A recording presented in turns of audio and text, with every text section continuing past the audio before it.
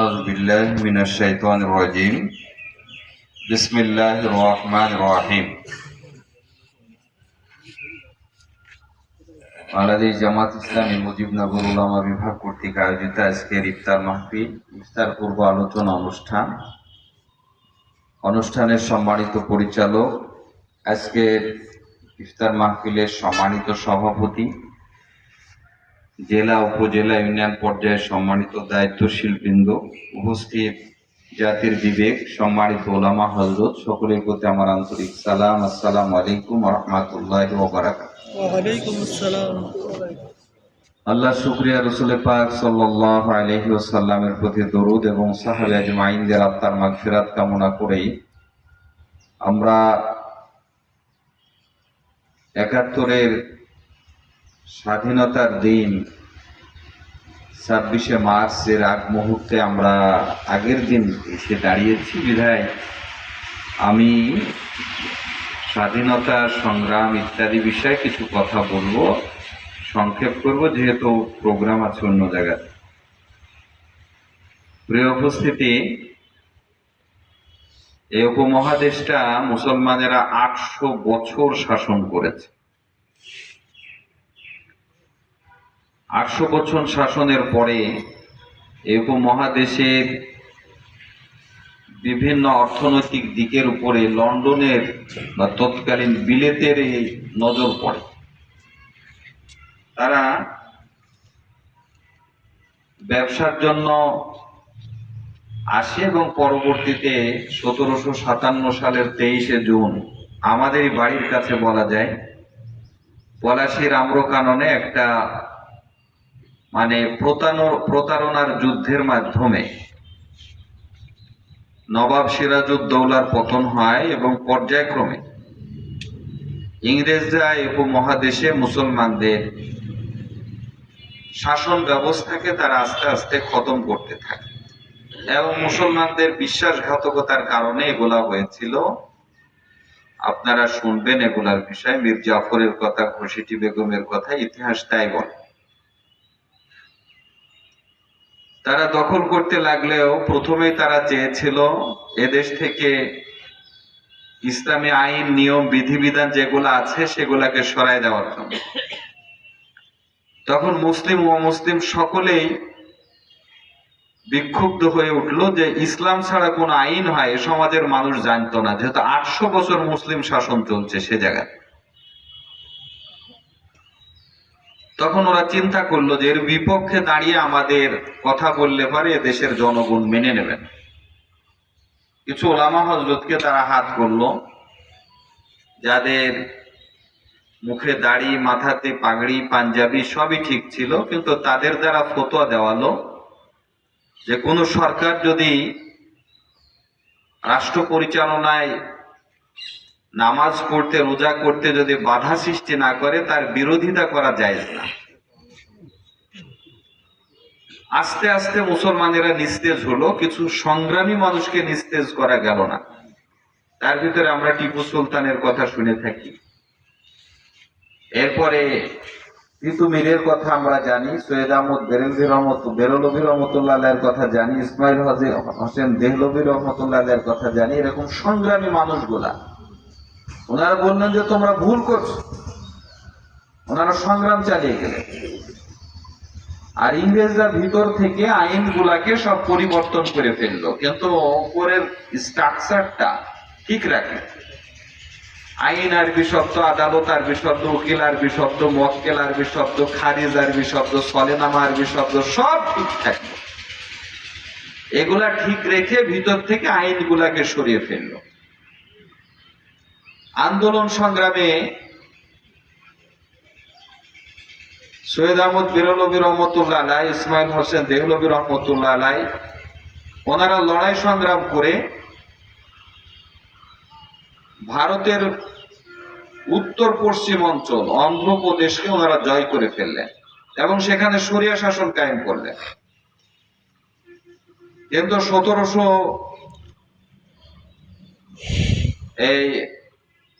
সালে যে আমাদের ৪৭ সালে যে আমাদের পরাজিত হলো, 57 সালে যে আমাদের পরাজয় হলো,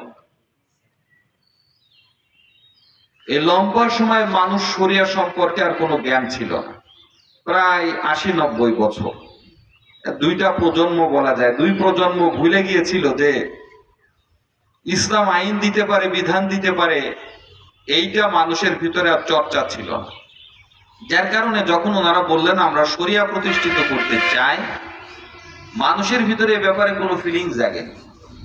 শরিয়া আবার কি কি হতে পারে, মানুষ না চাওয়ার কারণে এই বিজয়টা বেশি দিন ওনারা ধরে রাখতে পারেন। 1831 সালের 6 মে বালাকোটের প্রান্তরে একটা লড়াই হলো সবিশেষ। মুসলমানদের সংখ্যা ছিল মাত্র 800, যার নেতৃত্বে ছিলেন সৈয়দ আহমদ বেরলভী রহমতুল্লাহ আলাইহ, ইসমাইল হোসেন দেহলভী রহমতুল্লাহ আলাইহ। অপরদিকে ছিল শিখরা, তাদের বিরুদ্ধে লড়াই হলো। এই লড়াইতে ওদের সৈন্য সংখ্যা ছিল 10,000, মুসলমানের 800 জনই শাহাদত বরণ করেছিল সেদিন। 1831 সাল থেকে 1931 সাল, 100 বছর ইসলাম যে একটা পরিপূর্ণ জীবন ব্যবস্থা, ব্যক্তি, পরিবার, সমাজ, রাষ্ট্র যে ইসলাম সমাধান দিতে পারে, এই আহ্বান করার মতো কোন লোক এই উপমহাদেশে ছিল না। 1831 সালে মৌলানা মওদুদী রহমতুল্লাহ আলাইহ 1831 সাল থেকে 1931 সাল পর্যন্ত এই উপমহাদেশে আহ্বান করা কেউ ছিল না, এবং 1931 সাল থেকে উনি ইসলাম পরিপূর্ণ জীবন ব্যবস্থা এদিকে আহ্বান করা শুরু করলেন। তখন তো ফতোয়া মেলার দিক থেকে মেলা রকম আসা শুরু হয়ে গেল। এরপরে 41 সালে এসে উনি সংগঠন প্রতিষ্ঠিত করলেন। তারপরে 47 সালে 190 বছর পরে এসে আমরা মুসলমানের একটা স্বাধীন ভূখণ্ড পেলাম। সেটা পশ্চিমে পাকিস্তান এবং পূর্বের পাকিস্তান মিলে একটা পাকিস্তান রাষ্ট্র হলো। অবশ্য জিন্নাহ সাহেব চেয়েছিলেন পূর্বেরটা একটা স্বাধীন রাষ্ট্র হোক। 1200 মাইল দূরে একটা রাজ্য আর একটা রাজ্যের সাথে সম্পর্ক রেখে চলতে পারে না। ইংরেজদের হয়তো এটা কূটকৌশল ছিল, যার কারণে 1200 মাইলের ডিফারেন্সে একটা রাষ্ট্র তারা প্রতিষ্ঠিত করে গেল।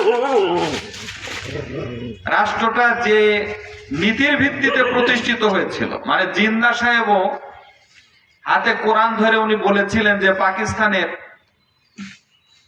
পাকিস্তানের সংবিধান হবে আল কোরআন, কিন্তু উনি ছিলেন লন্ডনের ডিগ্রিধারী একজন লোক, কোরআন সম্পর্কে ওনার কোনো ধারণা ছিল না, সেন্টিমেন্ট ছিল কোরআনের পক্ষে, যার কারণে ওই কথাটা বলেছিল। পরবর্তীতে রাষ্ট্র পরিচালনায় কোরআনের ধারে কাছে ওনারা যাননি, সংবিধানও তৈরি করেননি। এই নিয়ে আন্দোলন সংগ্রাম, ওলামা হযরতদের অনেক কিছু চলেছে। 23 বছর আন্দোলন সংগ্রামের পরে একটা সুষ্ঠু নির্বাচন হলো 1970 সালে ডিসেম্বর থেকে জানুয়ারি পর্যন্ত, যেহেতু মাঝপথে বন্যা ছিল বছরে। 300 আসনের ভিতরে 162 আসন লাভ করেছিল আওয়ামী লীগ। জামাত ইসলামী একটা বই লেখা আছে স্বাধীনতা যুদ্ধের আগে পরে, জহুরির লেখা, বইটা পড়বেন। প্রতিদিনকার ঘটনা দেওয়া আছে, প্রতিদিন যা হয়েছে। ওখানে জামাত ইসলামের মানে আবেদন ছিল, দাবি ছিল যে যারা সংখ্যাগরিষ্ঠতা অর্জন করেছে তাদের হাতে ক্ষমতা ছেড়ে দিতে হবে। এটা জামাত ইসলামের দাবি ছিল নির্বাচনের পর থেকে 25শে মার্চ পর্যন্ত, যে যারা সংখ্যাগরিষ্ঠতা অর্জন করেছে তাদের হাতে ক্ষমতা ছেড়ে দিতে হবে। কিন্তু তাদের হাতে ক্ষমতা ছাড়েনি ইয়াহিয়া সরকার। পশ্চিমে ভুট্টো সাহেব দাবি করলো আমি পশ্চিমে সংখ্যাগরিষ্ঠতা অর্জন করেছি আর তুমি পূর্বে সংখ্যাগরিষ্ঠতা অর্জন করেছো, বিধায় আমি পশ্চিমের প্রধানমন্ত্রী হয়ে তুমি পূর্বের প্রধানমন্ত্রী। একই রাষ্ট্রে দুইটা প্রধানমন্ত্রী হতে পারে? হতে পারে না। আলোচনা চলতে লাগলো। আলোচনা চলতে চলতে অবশেষে যখন কোনো সমাধানে পৌঁছালো না, টিক্কা খানের উপরে সামরিক শাসনের দায়িত্ব দিয়ে ইয়াহিয়া খান চলে গেলেন। এবং টিক্কা খান 25শে মার্চের রাত্রিতে, আজকের রাত্রিতে বাংলাদেশে ঢাকা শহর সহ অনেক জায়গাতে নির্বিচারে গুলি বর্ষণ করলেন এবং বাঙালিদেরকে উনি হত্যা করেছিলেন। এবার জামাত ইসলামী সহ এদেশের আলেম ওলামা ইসলামপন্থীরা বেকায়দায় পড়ে গেল। কারণ হচ্ছে কি যে 65 সালে ভারত একটা ঘোষণা দিয়েছিল যে লাহোরে, পাকিস্তান জয় করে লাহোরে যে আমরা চা খাব। তো পাকিস্তানের সাধারণ জনগণ সামরিক বাহিনীকে জীবন দেওয়ার জন্য তারা প্রস্তাব দিল।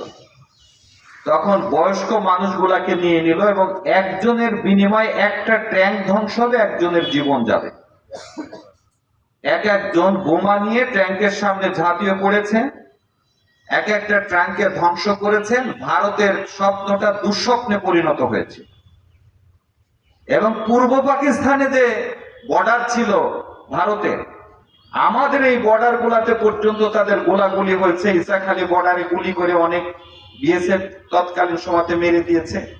এই পাশে যে বাগান, এই বাগানে আমাদের জীবনে পর্যন্ত আমরা বাংকার খোঁড়া দেখেছি 65 সালের যুদ্ধের সময়কার। এতে পরাজয় বরণ করে ওদের তৎকালীন প্রধানমন্ত্রী একটা কথা বলেছিল যে মাথার একদিকে যন্ত্রণা করলে ঘুম আসে, কিন্তু দুই দিকে যন্ত্রণা করলে কি করে ঘুমাবো। অর্থাৎ পশ্চিমেও পশ্চিম পাকিস্তান, পূর্ব পাকিস্তান, দুই দিক থেকে যদি আক্রমণ হয় এই যন্ত্রণায় তো ঘুম আসে না। সেদিন ইসলামপন্থী মানুষগুলা বুঝেছিল যে আজ হোক আর কাল হোক ভারত আমাদের পূর্ব পাকিস্তানকে আলাদা করবেই। এই জন্য যখন ক্ষমতা ছাড়লো না 25শে মার্চ পর্যন্ত এবং 26শে মার্চ যখন স্বাধীনতার ঘোষণা দিয়ে দিল, তখন সব থেকে বেকায়দায় পড়লে দেশের ইসলামপন্থী লোকগুলা। ইসলামকে যারা ভালোবাসে তারা সব থেকে বেশি বেকায়দায় পড়ল। কেন? তারা বুঝেছিল যে কেবলমাত্র 23 বছর আগে 190 বছরের পরাধীনতা থেকে আমরা মুক্তি হলাম। 190 বছরের পরাধীনতা থেকে 23 বছর আগে কেবল আমরা মুক্ত হলাম। এখন দেশটা আবার পরাধীনতার দিকে চলে যাচ্ছে। স্বাধীনতা বলে ঘোষণা করা হচ্ছে, ইসলামপন্থী লোকগুলা ভাবলো যে দেশটা আবার পরাধীনতার দিকে চলে যাচ্ছে। যার কারণে ওনারা স্বাধীনতার পক্ষে অবস্থান নিতে পারেননি। শুধু ইসলামপন্থী লোকগুলা নয়, বামপন্থীও এরা এক পাকিস্তান চেয়েছে, আলাদা হোক এটা তারা চায়। প্রিয় উপস্থিতি, অধ্যাপক গোলাম আজম সাহেব একটা প্রোগ্রামে যাচ্ছিলেন পাকিস্তান। সেখানে শেখ মুজিবও ছিলেন। শেখ মুজিব ওনার ছাড়া 3 বছরের সিনিয়র ছিলেন। উনি শেখ মুজিবকে বলেছিলেন যে দেখুন, আমাদেরকে শিয়ালের কাছ থেকে নিয়ে যে বাঘের কাছে, বাঘের মুখে ছেড়ে দেবেন না। শিয়ালে কামড়াইলে হাঁটুর নিচে কামড়ায়, তো বাঘে যদি কামড়ায় তাহলে কলিজাতে কামড়াবে। উনি বললেন না না না, আমি পাকিস্তানের প্রধানমন্ত্রী হতে চাই, আমি দেশকে আলাদা করতে চাই। প্রিয় উপস্থিতি, স্বাধীনতা যুদ্ধ আমরা বলছি যেটাকে, এই তো গত 1-2 মাস আগে মেজর ডালিম একটা সাক্ষাৎকার দিয়েছে, আপনারা অনেকে শুনেছেন ইলিয়াসের সাথে। আবার একটা বই আছে ভলিউম, আমি মেজর ডালিম বলছি, বইটা সম্ভব হলে পড়বেন। তো বইটাতে উনি বলছেন যখন স্বাধীনতা যুদ্ধ শুরু হলো আমরা তখন পশ্চিম পাকিস্তানে, নাম দেওয়া আছে, আমরা কে কে অনেক কৌশল করে খুব কষ্ট করে পাকিস্তান থেকে পালালাম। এখানে এসে যখন ভারতে গেলাম, ভারতে যে বুঝলাম যে আমরা স্বাধীন হচ্ছে না, বরং ভারতের করদ রাজ্য হচ্ছে আমরা। বুঝা গেল যে আশঙ্কাটার ইসলামপন্থীরা যুদ্ধ শুরু হওয়ার আগে যে আশঙ্কায় পড়েছিল, সে আশঙ্কাটা মেজর ডালিম বলছেন আমি ভারতে ঢুকে বুঝলাম যে এদেশ স্বাধীন হচ্ছে না, এদেশটা ভারতের করদ রাজ্য হচ্ছে। প্রিয় উপস্থিতি, এরপরে দেখুন 26শে মার্চ থেকে বাঙালিরা যুদ্ধ করছে। বাঙালির কারা? যার যে ভদ্রলোকরা আজকে মুক্তিযোদ্ধা বলে দাবি করে ছেলে মেয়েদেরকে চাকরিতে ঢুকেছে তারা নাই, ভুকা নাঙ্গা যারা চোর ডাকাত আমরা যাদেরকে বলি, তারা অস্ত্র হাতে নিয়ে আগে আগে ছুটেছে। আর সুবিধা ভোগ করে বেশি অন্যজন, আর এখন বললে তো অন্যরকম হবে নাকি, ও কথা আর বলছে। তারা মাঠে নেমে গেল, যুদ্ধ শুরু হলো। যুদ্ধটা 9 মাস চলেছে, কিন্তু 3রা ডিসেম্বর পর্যন্ত ভারত সরাসরি আমাদের এই যুদ্ধে জড়ায়নি। 3রা ডিসেম্বর থেকে যখন দেখলো যে পাকিস্তান তাদের সেনাবাহিনী গুটিয়ে নিচ্ছে, তখন ভারত বাংলাদেশে সেনাবাহিনী চাপিয়েছে। এবং মাত্র এই কদিন হচ্ছে, মাত্র 13 দিন তারা যুদ্ধ করেছে, তার আগেই গুটিয়ে যাচ্ছে পাকিস্তানের সেনাবাহিনী। এবং তারা কি করলো, তারা দেশটাকে স্বাধীন করলো। এই জন্য বলছি যে আমাদের স্বাধীনতা যুদ্ধের সর্বাধিনায়ক ছিলেন মেজর আতাউল গনি, জেনারেল আতাউল গনি উসমানী। যেদিন স্যারেন্ডার করলো 16 ডিসেম্বর, সেদিনকে আতাউল গনি উসমানী সাহেবকে স্যারেন্ডারের ওখানে নেওয়া হয়নি। সেদিন পাকিস্তানের সেনাবাহিনী প্রধান ছিলেন নিয়াজি, আর ভারতের সেনাবাহিনীর প্রধান ছিলেন অরোরা। এই দুইজনের ভিতরে চুক্তি স্বাক্ষরিত হয়েছিল। এজন্য অনেকেই বলে থাকে এটা বাংলাদেশের স্বাধীনতা যুদ্ধ না, এটা ভারত পাকিস্তানের যুদ্ধ। বাংলাদেশের স্বাধীনতা যুদ্ধ যদি হতো, তাহলে মুক্তিযোদ্ধার সর্বাধিনায়ক সেদিনকে কোথায় ছিলেন, তাকে কেন এই জায়গাতে নিয়ে আসা হলো না চুক্তিতে? মুজিবনগরের মূর্তিগুলার কাছে গেলে আপনারা দেখতে পাবেন আতাউল গনি উসমানীকে সেদিনকে নিয়ে আসা হয়। এবং সেইটা যে ভারত পাকিস্তানের যুদ্ধ ছিল, এবার 16 ডিসেম্বরে মোদি টুইটারে বার্তা দিয়েছে, বুঝা গেল? ওই মুক্তিযোদ্ধারা তো মিছিল করলো না, আমরা স্বাধীন করেছি, এখন চাওয়ালায় দাবি করে কেন? এই কথা তো বললো না। আমাদের কিছু বলার নেই, মোল্লা মৌলভী বললেই খেতে যায়। এবার সে বার্তা দিল যেটা ভারত পাকিস্তানের যুদ্ধ ছিল, এই কথাটা কেউ বলে না। প্রিয় উপস্থিতি, দেশটা স্বাধীন হওয়ার পরে আমরা শুনতাম যে শেখ মুজিবের কথার কারণে সেনাবাহিনী প্রত্যাহার করেছিল ইন্দিরা গান্ধী, কিন্তু মেজর ডালিম বলছেন তা না। মেজর ডালিম বলছেন যে বিশ্ব বাংলাদেশকে স্বীকৃতি দিতে চাইল না যদি ভারত তাদের সেনাবাহিনী প্রত্যাহার না করে। এই যুক্তিতে ভারত তাদের সেনাবাহিনী প্রত্যাহার করতে বাধ্য হয়েছিল। তারপরে বিশ্বের অন্যান্য দেশ বাংলাদেশকে স্বীকৃতি দিয়েছিল, কিন্তু তারা একটা প্যারালাল বাহিনী তৈরি করে গিয়েছিল, যেটা হচ্ছে রক্ষী বাহিনী। এই রক্ষী বাহিনীর অত্যাচার নির্যাতনে মানুষ অতিষ্ঠ হয়ে গেছে। ডানপন্থী মানুষকেও বাইরে থাকতে পারেনি, যারা জেলে ছিল ভালো, নইলে প্রত্যেককে হত্যা করা হয়েছে। এবং 75 সাল পর্যন্ত বামপন্থী কমপক্ষে 37,000 মানুষকে হত্যা করা হয়েছে। আপনারা জাহাঙ্গীর সাহেবের লেখা একটা বই পাবেন, সম্ভবত 75 পর্যন্ত গণহত্যা কি বইটার নাম। এই বইটার তালিকা সহ, নাম ঠিকানা সহ দেওয়া আছে যে কতজন এখানে। আমাদের তো 30 লক্ষ মানুষ তৈরি হয়েছে, তাই না?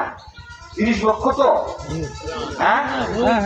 কিন্তু এবার ওই যে আব্দুল হাই শিকদার সাহেব, উনি ওই যে শহীদদের উন্মোচন করার সময় বললেন এই দায়িত্বটা দেওয়া ছিল সরফরাজ সাহেব, একজন সচিব, তার উপরে। তিনাকে শেখ মুজিব জিজ্ঞাসা করলেন শহীদদের কতজনের তালিকা করতে পারলে? উনি বললেন সারা দেশে 22,000-এর উপরে এখনো তালিকা পাইনি। উনি বললেন ঠিক আছে, ওখানে রেখে তো সব বানানো চালানো দরকার নেই। বোঝা গেল? এই ধাপ্পাবাদীর উপরে স্বাধীনতাকে নিয়ে এদেশের ডানপন্থী আলেম ওলামারা যারা ছিল, তাদেরকে এ পর্যন্ত তারা এসে কোণঠাসা করার চিন্তা ভাবনা করেছে। প্রিয় ভাইয়েরা, এদেশের স্বাধীনতার নামে করদ রাজ্যে পরিণত হয়েছিল ভারতের। 75 সালের 15ই আগস্ট পর্যন্ত হা করে কথা বলার কোনো সুযোগ ছিল না। 15ই আগস্ট বঙ্গবন্ধু শেখ মুজিবুর রহমান সপরিবারে বিদায় নেওয়ার পরে ভারতের সহ সকলকে বিদায় নিতে হয়েছিল এই বাংলাদেশ থেকে। তারপরে একটা রাহুমুক্ত হয়ে প্রকৃত স্বাধীনতা অর্জন করেছিল 15ই আগস্ট নয়, বরং 7ই নভেম্বরে ছাত্র জনতার বিপ্লবের মাধ্যমে সেদিনকে পূর্ণ স্বাধীনতা বাংলাদেশ অর্জন করেছিল। একটা লম্বা সময় আমরা চললাম বটে, কিন্তু 2001 সালের নির্বাচনের পরে 4 দলীয় জোট সরকার যখন ক্ষমতায় আসলো, তারা ভাবলো এইভাবে যদি চলতে থাকে তাহলে কোশ্চিনকালেও বাংলাদেশে আমরা ক্ষমতায় আসতে পারবো না। পূর্ব পরিকল্পনা অনুযায়ী 2006 সালের 28শে অক্টোবর যখন 4 দলীয় জোটের মেয়াদ শেষ হলো, সেই দিনকে সারা বাংলাদেশে তারা তাণ্ডব সৃষ্টি করেছে। 13 জন ভাইকে সেদিনকে তারা শহীদ করেছে এবং নির্মমতা সেটা কি ছিল সারা পৃথিবী দেখেছে। এখনো সার দিলে আমরা পাবো। হত্যা করার পরে লাশের উপরে তারা লাফিয়েছে। আমাদের মেহেরপুরে আব্বাস ভাইকে সেদিন তাদের মিছিল থেকে গুলি করে হত্যা করা হয়েছিল। প্রিয় ভাইয়েরা, তারপরে বাংলাদেশ তার গতিপথকে হারিয়েছিল। বাংলাদেশের স্বাধীনতার সার্বভৌমত্ব নষ্ট হয়েছে। পরবর্তীতে আমরা দেখেছি ডানপন্থী মানুষগুলাকে কোণঠাসা করে এবং এদেশের স্বাধীনতা স্বতন্ত্র সার্বভৌমত্বের অতন্ত্র প্রহরী আমাদের সেনাবাহিনীর 57 জন অফিসারকে হত্যা করা হয়েছে। পরবর্তীতে 280 জনকে চাকরিচ্যুত করা হয়েছে। 18,000 মিডিয়ার পরিবারকে নিঃশেষ করা হয়েছে। এইভাবে বাংলাদেশকে দুর্বল করা হয়েছে এবং রাজনৈতিকভাবে বাংলাদেশের স্বাধীনতা সার্বভৌমত্ব অতন্ত্র প্রহরী বাংলাদেশ জামাত ইসলামী শ্রদ্ধাভাজন নেতৃবৃন্দকে 71 সালের অজুহাত তুলে তাদেরকে ফাঁসির কাস্টে ঝুলানো হয়েছে। পৃথিবীর ইতিহাসে এমন কোন দল নেই যে সিরিয়ালি জুডিশিয়াল কিলিং বিচারিক হত্যাকাণ্ডের মাধ্যমে 11 জন নেতাকে হত্যা করা হয়েছে। প্রিয় ভাইয়েরা, আমরা কল্পনাও করতে পারছিলাম না এই অবস্থা থেকে কিভাবে মুক্ত হব আমরা। আজকে বিদেশে যে টাকা পাচার করেছে সেই টাকা দিয়ে বাংলাদেশে 33টা পদ্মা সেতু বানানো যাবে। এখনকার রিপোর্ট, আমাদের মাথা কিছু ঋণ কত আমরা জানি। আমাদের কত টাকা বিদেশে পাচার করা হয়েছে এখন তথ্য আমরা চাইলে আমরা এগুলাকে আমাদের কাছে পেতে পারি। বাংলাদেশটাকে নিঃশেষ করে ফেলা হচ্ছে এবং স্বাধীনতার সপক্ষের শক্তি করে তারা এই কাজটা করেছে। প্রিয় উপস্থিতি, এই পরিবর্তনের মাধ্যমে আমরা একটা স্বাধীন সার্বভৌম বাংলাদেশ এখন পেয়েছি। আমরা দেশটা একটা নিউট্রাল পজিশনে আছে। আগামী দিনে দেশের পরিবর্তন হবে। পরিবর্তনটা এইভাবে হবে যে এদেশটা জাতীয়তাবাদের দিকে যাবে, ধর্মনিরপেক্ষতাবাদের দিকে যাবে, কার্ল মার্কস, মাও সেতুং, লেনিনের দিকে তাদের যে আদর্শ সেই দিকে যাবে না ইসলামাইজেশন হবে। সেটা আমাদের কর্মের উপরে নির্ভর করছে। আমরা যারা ইসলামের ধারক বাহক আমাদের কর্মের উপরে নির্ভর করছে। আল্লাহ তার বিধানকে নাজিল করেছেন এটাকে প্রতিষ্ঠিত করার জন্য বিআমওয়ালিকুম ওয়া আনফুসিকুম, মাল এবং জান।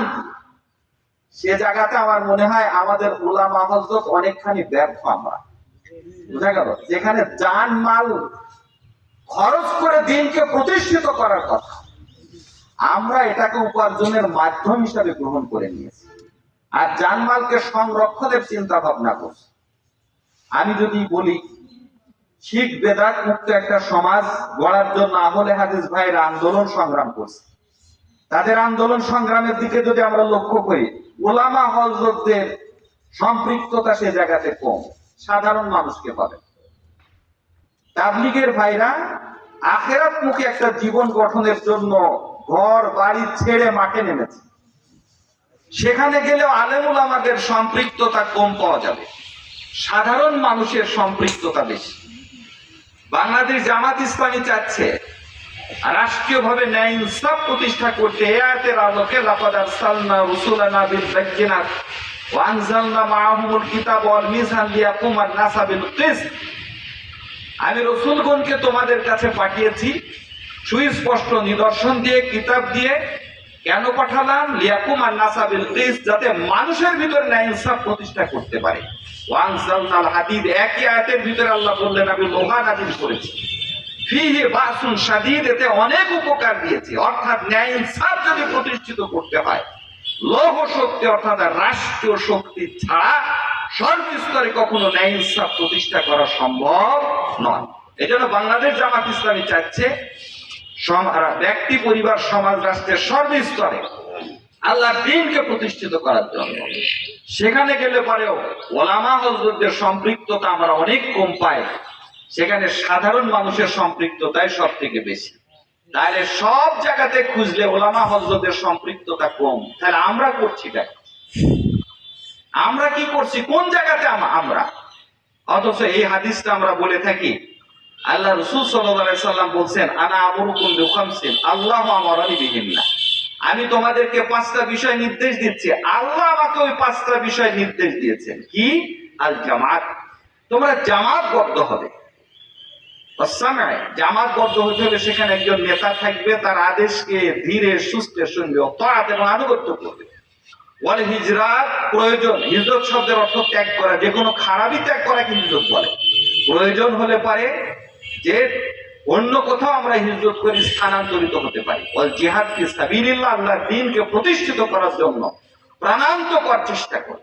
এরপরে আল্লাহ রাসূল বললেন, মান খরাজা মিনাল জামাআতি ইদা শিবরান, কেউ যদি জামাত থেকে 1 বিঘত পরিমাণ দূরে সরে যায়, ফাকাদ খলা রিবকাতাল ইসলাম মিন উনুকিহি, সে তার গলার থেকে ইসলামের রজ্জুটাকে খুলে রাখলো, ইল্লা ইয়ারজিয়া, আবার যতক্ষণ না জামাতবদ্ধ জীবনে ফিরে আসে। বিধায় কোন জামাতবদ্ধ জীবনে আমরা আছি, এটা আমাদের আত্মসমালোচনা করার দরকার। এই জন্য প্রিয় উপস্থিতি, আমরা সমাজের মানুষ আমাদের সেই দৃষ্টিকোণ থেকে দেখে যে আমাদের আলেম ওলামারা পানিতে ফু দিতে পারে, যার কারণে গিলাসে করে পানি নিয়ে আমাদের কাছে যায়। আমাদের কাছে ভিজিএফের কার্ডের জন্য যায় না, আমাদের কাছে টিসিবির কার্ডের জন্য যায় না, আমাদের কাছে পারিবারিক সমস্যা বেঁধেছে সমাধানের জন্য যায় না, ছেলে মেয়ে জ্ঞানজাম বেঁধেছে কত আমরা জানি, কিন্তু আমাদের কাছে যায় না, যায় অন্যজনের কাছে, যারা সমাজে সময় দিতে পারে, মানুষের সেবা করতে পারে, তাদের কাছে যায়। চলুন ভাই দেখা দেখিনে, চলো মীমাংসার জন্য যায়, তোমার মেয়েটা কি হলো একটু দেখাশোনা করার জন্য। সেবার জন্য নেতৃত্ব, আমরা সেবা দিতে পারিনি, নেতৃত্ব আমাদের জন্য নয়। মানুষ মনে করে আলেম ওলামা মানে আমার পানি বুঝাই করে একটু বোতলটা নিয়ে যেতে হবে, ফু দিতে হবে, এই আস্থাটা আমাদের উপরে আছে। যদি আমরা সমাজের নেতৃত্ব দিতে পারতাম, তাহলে সমাজের সমাধানের জন্য আমাদের কাছে আসতো। বোঝা গেল কেন? আমাদের জন্য সমাজের সমাধানের জন্য আসে না, অদৃশ্য শক্তি ফু দিয়ে দিলাম, সাইলে না সাইলে না সারবে। বোঝা গেল কিনা? এই জন্য প্রিয় উপস্থিতি, উলামা হযরতের দায়িত্ব অনেক অনেক বেশি। আমরা যে মাসে রোজা রাখছি, এই মাসে যে তাকে অর্জন করার কথা, তার মডেল হতে হবে উলামা হযরতকে। আমরা যে বক্তব্য দিচ্ছি তার সারসংক্ষেপ যা, তার বাস্তবতা যা, তার মডেল হতে হবে আমাদেরকে। এই মাসে আমরা আমাদের কারো অসুস্থতা এসেছে, আমরা হোমিওপ্যাথি ডাক্তারের কাছে গেলাম, ডাক্তার বললে 1 ফোঁটা ওষুধ খেলে পারে সেরে যাবে, অসুখটা সেরে যাবে। তা বলে আমি যে রোজায় আছি, তাহলে 1 ফোঁটাতে কোনো সমস্যা নেই, তাহলে আমার ইমাম সাহেবকে জেনে নি, যদি বলে সমস্যা নেই তাহলে সমস্যা নেই, আর যদি সমস্যা থাকে তাহলে ইফতারি পরে। 1 ফোঁটা ওষুধ আমরা মুখে দিতে চাইনি, আল্লাহ নিষেধ করেছে তাই। আমরা বুঝাতে পারিনি এখনো সমাজের মানুষকে, রোজার 1 ফোঁটা ওষুধটা যেমন খেতে পারছি না আমরা, আল্লাহ হারাম জিনিসকে নিষেধ করার কারণে আমরা মুখে দিচ্ছি না, অনুরূপ ভাবে হারাম জিনিস থেকে যদি সারা বছর বিরত থাকতে পারি, তাহলে বোঝা গেল যে রমজান আমাদেরকে তাকওয়া শিক্ষা দিতে পেরেছে। যে মানুষটা 1 ফোঁটা ওষুধ মুখে দেয় না, রোজা ভেঙে যাবে বলে, সেই মানুষটা হাতের সমান হারাম গিলছে রমজান মাসে, গিলছে না? সুদ, ঘুষ, চাঁদাবাজি, টেন্ডারবাজি, অন্যের জমি দখল, সবকিছুর সাথে সম্পৃক্ত আছে।